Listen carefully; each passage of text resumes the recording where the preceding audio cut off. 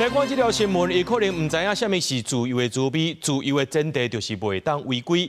有一個中國人，去年11月來到台灣，唔拿入境的時陣，攏甲過程翕落來，影片內面開喙合喙，一直叫中國台灣，甚至閣在偷翕這機場的管制區。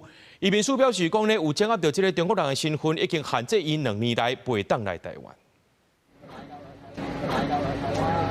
一個中國旅客傳去年11月來台的 Vlog 的影片，除了真濟解講到中國台灣超大咱國主權，飛機降落時陣，佫故意用5000旗惹同機場的中華民國國旗。這個旅客好親像用密錄器專程錄影翕入境過程，包括偷翕同時要檢疫的執勤人員，也佫有證照查驗等管制區外面，這些行為攏已經觸發。移民署嘛掌握這個中國人身份，提出禁令。有關其發布真影片內容，將依大陸地區人民進入台灣地區許可辦法規定，管制其2年，不予許可來台，並針對其後續申請案預案嚴審，主要會商陸委會等相關機關。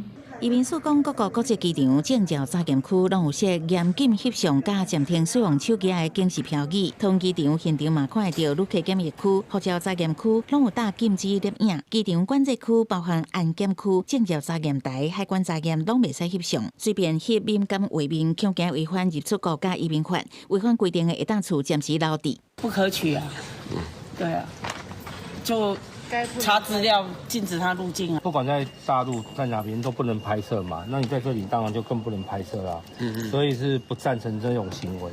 另外有中國查某人去年10月申請來台，也毋過互人檢舉佇消防署發布影片，講咱國中國台灣，移民署認定伊惡意操打中華民國尊嚴，拒絕入境2年。雖然這個查某人提出訴願，也毋過也是互行政院駁回。